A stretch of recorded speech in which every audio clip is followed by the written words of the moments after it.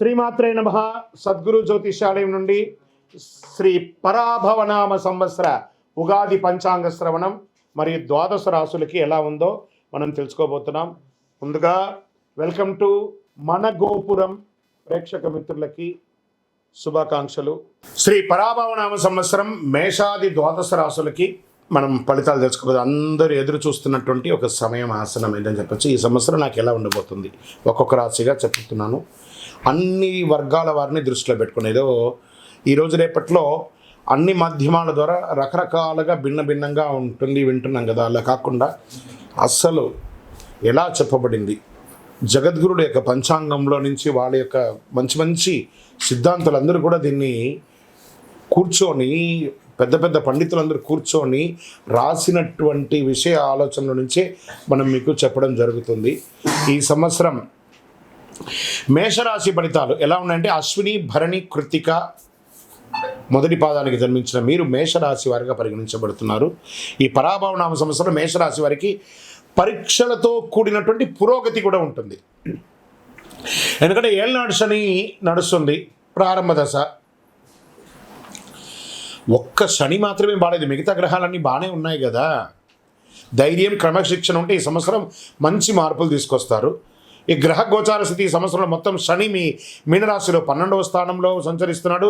ఇది ఏళ్ళనాటి శని యొక్క ప్రారంభ దశ అని చెప్పచ్చు. అనవసర ఖర్చులు పెరుగుతాయి దీనివల్ల. విదేశీయ సంబంధాలు పెరుగుతాయి, మానసిక ఆలోచనలు ఎక్కువ అవుతాయి, ఆధ్యాత్మిక వైపు మొగ్గు చూసే అవకాశాలు ఉన్నాయి. ఈ సంవత్సరం ప్రారంభంలో గురుడు 3వ ఇంట ఉంటాడు. జూన్ 2, 2026 గురు 4వ ఇంటికి కర్కాటంలోకి ప్రవేశిస్తున్నారు. అక్టోబర్ 31, 2026 గురు 5వ ఇంటికి సింహంలోనూ, జనవరి 25, 2027 ప్రగతిలో తిరిగి మళ్ళీ 4వ ఇంటికి వస్తున్నారు. ప్రభావం విద్య మరియు జ్ఞానాభివృద్ధి ఉంటుంది. గృహంలో సౌకర్యం పెరుగుతుంది. పిల్లల విషయంలో వివాహాది శుభకార్యాలు ఉపనయనాదులు చేసే అవకాశాలు ఉన్నాయి. ఈ సంవత్సరం రాహు కేతు ఎలా ఉన్నారంటే, సంవత్సర ప్రారంభంలో రాహు 11వ ఇంట్లో, కేతు 5వ ఇంట్లో ఉన్నారు.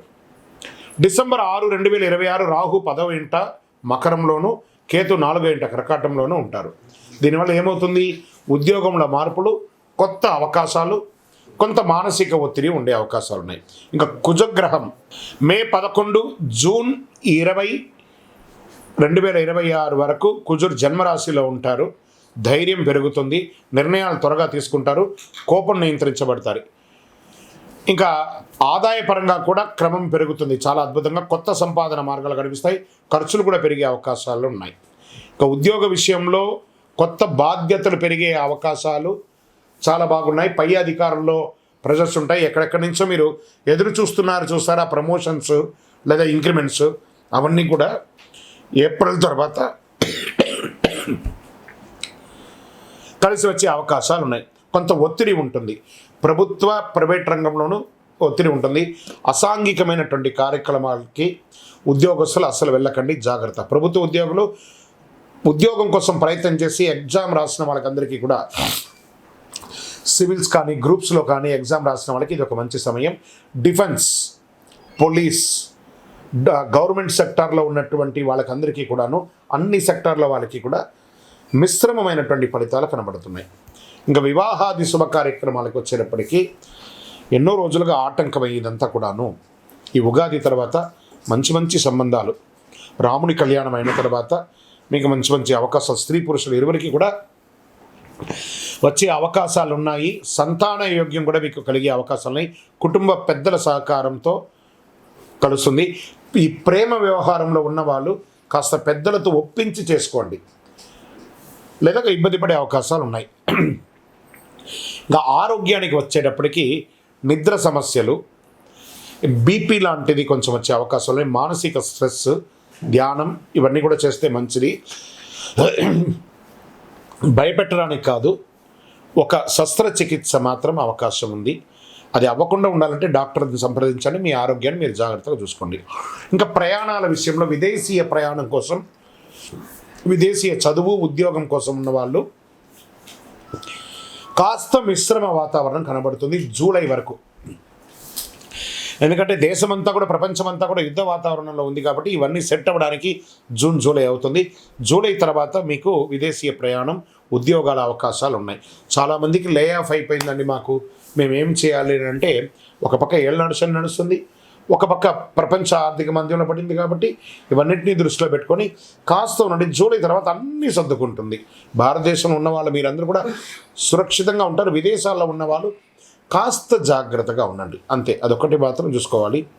ఇక వ్యాపారస్తులుగా ఉన్న వాళ్ళు చూస్తారా, వ్యాపారస్తులు ఇండస్ట్రీస్ అంతా కూడా పెడుతున్న వాళ్ళకి ఈ సంవత్సరం అద్భుతమైనటువంటి కాలఘట్టం అని చెప్పచ్చు. చాలా అద్భుతంగా ఈసారి వ్యాపారం ఉండబోతుంది. ఎక్సలెంట్గా ఉంటారు. కొంచెం చిన్న చిన్న ఇబ్బందులు శని భగవానుడు, ఎందుకంటే నాలుక మీద వచ్చి కూర్చుంటున్నాడు శని భగవానుడు. కస్టమర్స్తో మాట్లాడేటప్పుడు లేదా భాగస్వామ్యం వాళ్ళతో మాట్లాడేటప్పుడు జాగ్రత్తగా ఉండండి. భార్య భర్తల మధ్య సఖ్యత పెరుగుతుంది. విలాసవంతమైనటువంటి జీవితాన్ని గడుపుతారు. టూర్స్, ఆధ్యాత్మిక టూర్స్ లేదా ప్రైవేట్ టూర్స్ కూడా వెళ్ళే అవకాశాలు బాగా కనబడుతున్నాయి.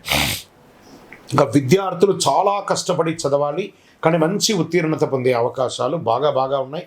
వ్యవసాయదారులకైతే మెండైనటువంటి సంవత్సరం ఈ సంవత్సరం. చాలా అద్భుతంగా ఉంటారు వ్యవసాయదారులు. ఇప్పుడు ఈ నక్షత్రాల వారీగా ఈ సంవత్సరము ఎలా ఉంది అని చూస్తే, అశ్విని నక్షత్రం కొత్త అవకాశాలు, వ్యాపార ప్రారంభాలకి అనుకూలం, ప్రయాణాలు ఎక్కువ ఉండే అవకాశాలు ఉన్నాయి మేషరాశిలో. ఇంకా భరణి నక్షత్రం వారికి ధనలాభం, కుటుంబ బాధ్యతలు పెరుగుతాయి, జాగ్రత్తగా నిర్ణయం తీసుకోవాల్సిన అవకాశాలు ఉన్నాయి. ఇంకా కృత్తిక మొదటి పాదంలో ఉన్న వాళ్ళకి గౌరవం పెరుగుతుంది, ఉద్యోగంలో పురోగతి, నాయకత్వం పెరుగుతుందని చెప్పచ్చు. ఇక ఓవరాల్గా ఈ సంవత్సరం 60+40 అనొచ్చు. 60% పాజిటివ్గా ఉంది, 40% మిశ్రమంగా ఉంది. దీనికోసం చిన్న చిన్న పరిహారాలు మీరు కూడా దగ్గర ఉన్నటువంటి మీ గురువులను సంప్రదించి చేసుకోండి.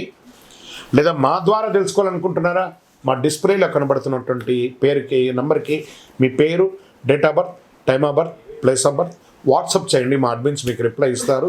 మీ ఇప్పుడు మేము చెప్పేదంతా కూడా గోచార ఫలితం అనమాట. మీ వ్యక్తిగత జీవితానికి సంపూర్ణ జాతకాన్ని తెలుసుకోవచ్చు.